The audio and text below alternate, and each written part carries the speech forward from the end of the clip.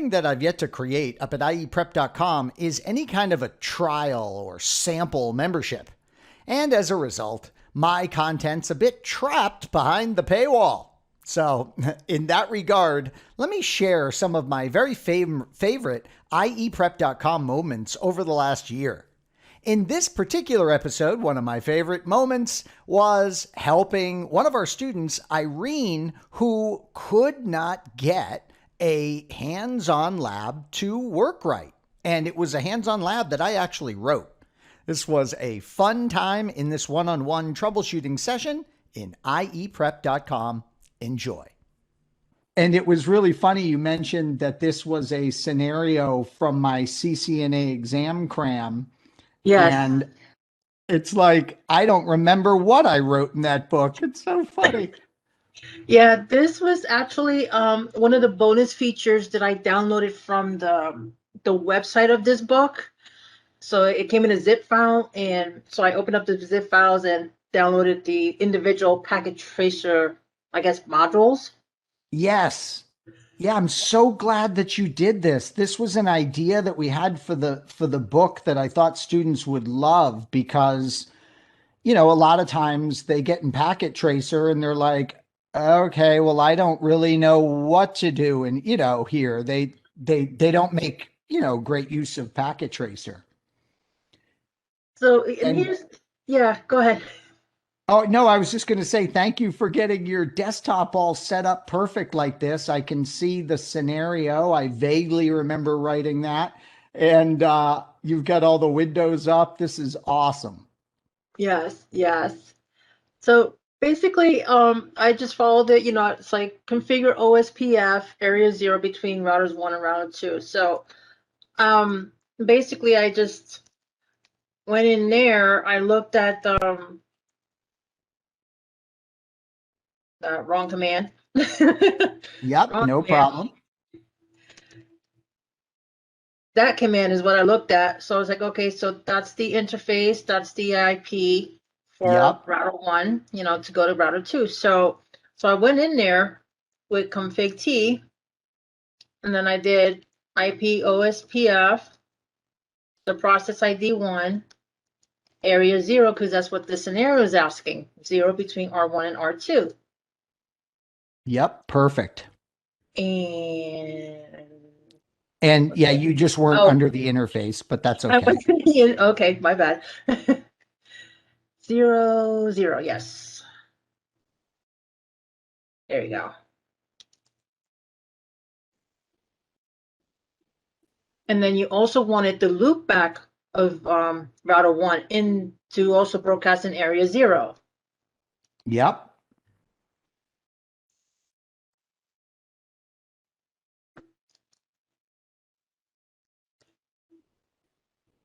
And then that was it for this particular. And then you write it and you save it. So let me ask a question at this point, Irene. Is this so you're configuring for me everything from scratch, right? We're pretending. Yes. Okay, perfect. Yes.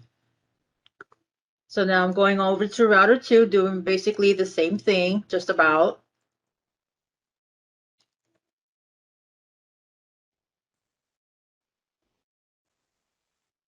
Okay, so there's 0, 0 that points to R1 and 0, 1 points to R3. So here, perfect. You have to configure each individual interface.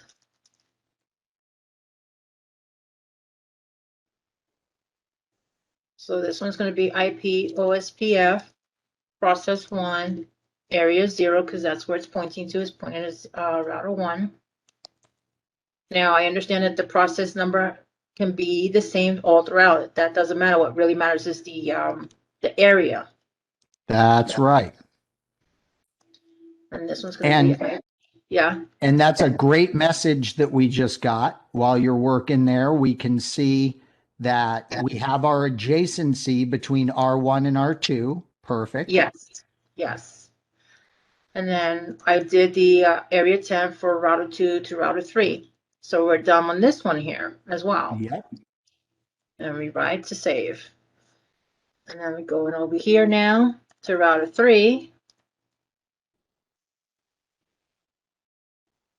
and it's 01. So now we're going to go config T.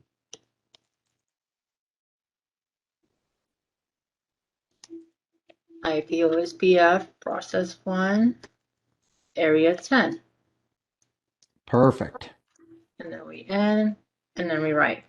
So all 3 routers are now configured. Yep. So far, looking perfect. So here we go. We're going to ping 1.1.1.1, which is router's 1 loopback address. Yep. Now, one piece of advice I'm going to give right away was notice how you did that ping, and as you were typing that ping, you got your full adjacency message. Yes. So you'll want to just be a little cautious about that. So after you make the R3 config, let's wait a few seconds to make sure that adjacency has come up. Okay. And when we're in multiple areas like this, it might take a few extra seconds for things to propagate. I'm certainly not saying that's our problem. I'm just saying, be careful about that in the future. So you were going to ping there awfully quick before, even the adjacency had come up. Yep. So give it like about a minute probably before I do pinging. What I do is this. On R3, when I make the area 10 config, I drop out to the privilege mode prompt, and I just sit there and wait a couple of seconds. And then when I see the adjacency message come up, then I'll just wait a couple more seconds. So it's not even a full minute. Okay. And then actually what I like to do before I jump right to the ping is I like to let's do a show IP route. Yes. Before I even try and ping, I want to make sure that that address is in there. And there you go. You've got it in there. Great. Yes. So Okay. it's able to read it. It knows it's there. It knows where to go. Yep. And now I bet you this is the problem. When you ping, it doesn't work. Yep. Look at this.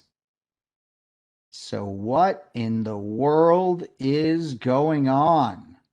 Why is that route in the routing table and we can't reach it? This is a great time to try. This topology isn't that big, but this will be fun to try. Let's try a trace. So you're going to do trace and then 1.1.1.1.1. So let's see how far it gets. So it sends the traffic to R2 properly. And then that's as far as it goes.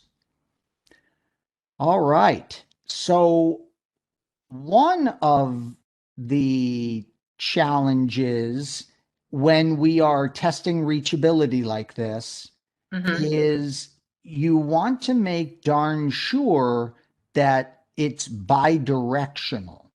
So, yeah, one of the things to consider is, okay, the ping packet is going to go from R3 to R1, we hope, but then it also has to go from R1 all the way back to R3. If it can't do that, the ping is going to fail. So let's go over to the R1 device and let's look at its routing table.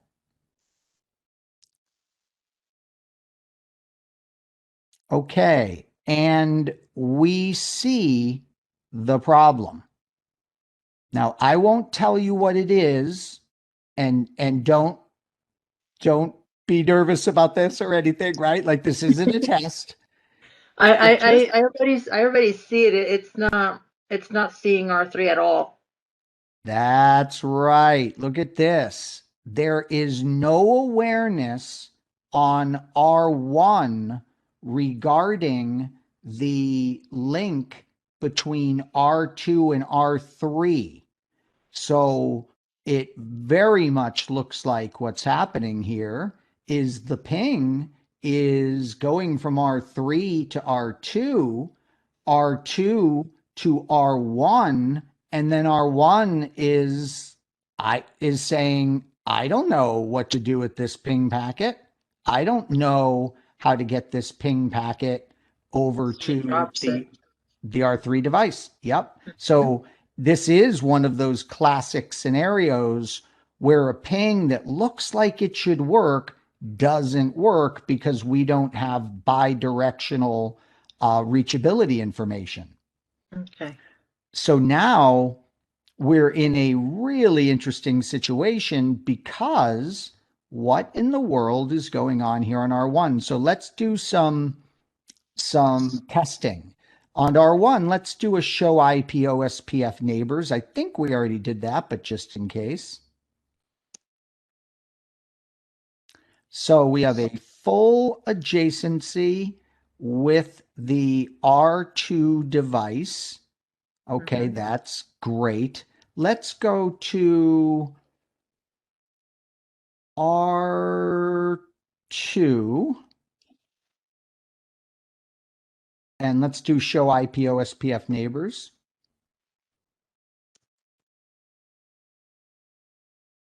Okay, it's got its adjacencies with both of those routers. Excellent. Let's do a show IP route here.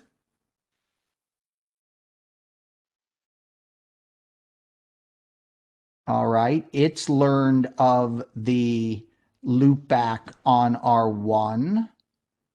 Excellent. Wow, this is an interesting one. So the prefix is not being advertised. The link between R2 and R3 is not being advertised into our backbone. Let's do on R2 a show run. All right. Nothing to see so far. Wow.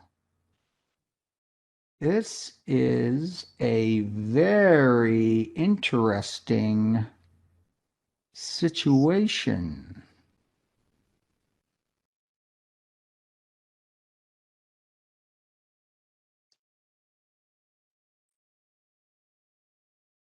Very interesting indeed. Yeah, because Let's do on the, let's do a show run on the R1 device.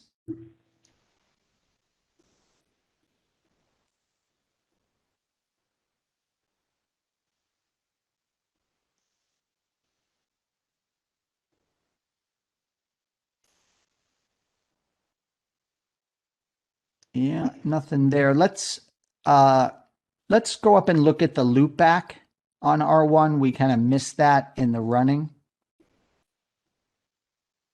Okay. All right. Wow.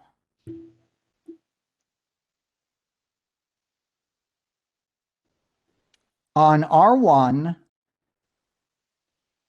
let's clear the OSPF process. So we'll do clear. I always forget this command because it's so seldom I have to run it. I think it's clear IP OSPF asterisk. I'm not sure.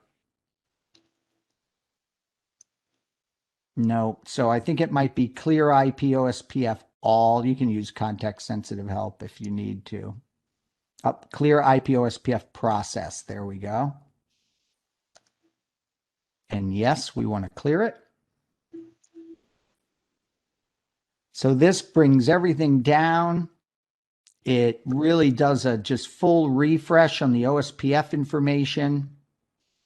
And now what we'll do is go over to R1 and let's do the show IP route, because we know that's our issue. We have an incomplete routing table. And look at that. Okay. And now let's go over to R1, R3, and let's try the ping.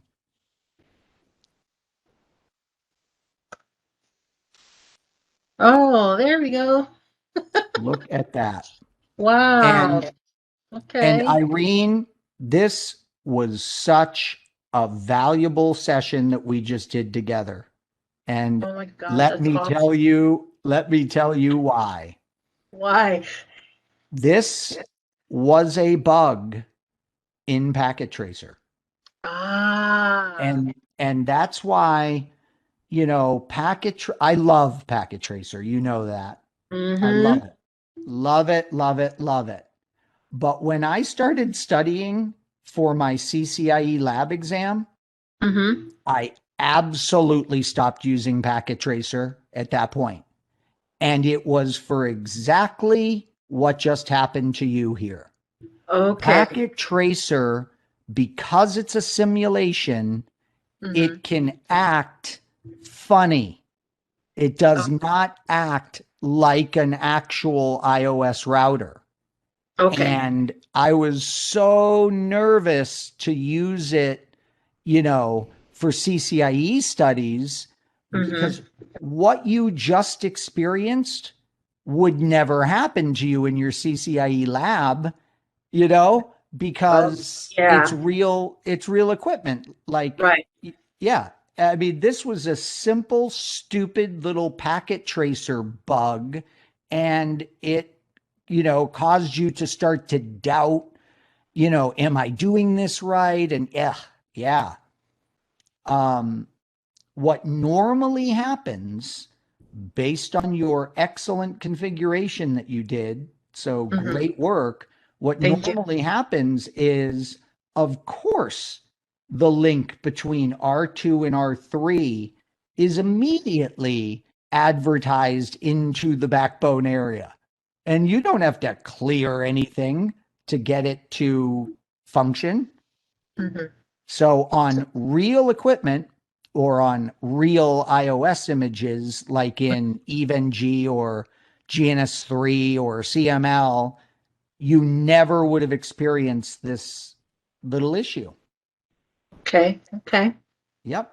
Yeah, And because for a minute there's like I'm like, wait, am I losing it? It's like, what did I do wrong? yeah, no, yeah, you didn't, your configs were perfect. Now, did the troubleshooting methodology that we went through make sense? Yes, yes, it did. Yep. Yep. You saw what I did. It was like, okay, wait a minute, you know, is there bi-directional communication? That's what Mm-hmm. we really want to think about. And sure enough, there wasn't. So a lot of students will go to R3, they'll see the route to that quad one address, and Mm-hmm. they immediately say, well, wait a minute, the ping has to work because this device knows how to get to that, to that address. But we Right. always got to think bi-directional. Bi-directional. Yes. Awesome. Well, there you go. Great work. Thank you. Now I understand why it failed and the troubleshooting and how to resolve issues like that. So in case on a real equipment something like that happens, know how to go about it. Oh, yeah, totally. And again, really interesting, because if you were outside of Packet Tracer doing this, you Mm-hmm. never would have had a problem. Yep, you Right. configured it perfectly. Awesome. Awesome. Yep. Well, And thank you. and and in fact, I'm surprised, I'm kind of surprised the clear IP OSPF worked, but I guess what it forced Packet Tracer to do was basically reach out, you know, and say via OSPF, okay, give me everything you know about. But again, that should have and would have happened automatically. Right. Okay. Well, Irene, great work. Thank you. Thank you. And thank you again for the Congratulations. time. Thank you. Congrats on the great work and your great studies towards CCNA. Thank you. Thank you. If you have any further questions or problems, you know to reach out to me and we can do this again. This was awesome. Will do. Totally. Thank you again. Yep, my pleasure. And I want to thank you on behalf of everyone in our community because they're going to love this. I guarantee you. I mean, this was this was a great video for not just troubleshooting methodologies, but now everyone can see just how weird Packet Tracer can be, unfortunately. Yes. Yes. And it's my pleasure to share this with everyone. Oh, yeah, Irene, thank you so much for most people would be like, I'm not troubleshooting live for all my fellow students. No way. And you did amazing. Thank you so much. Oh, it's my pleasure. All right. Well, we'll talk soon. Talk soon. Have a good night. Okay, you too. Thanks. Bye bye. Bye bye.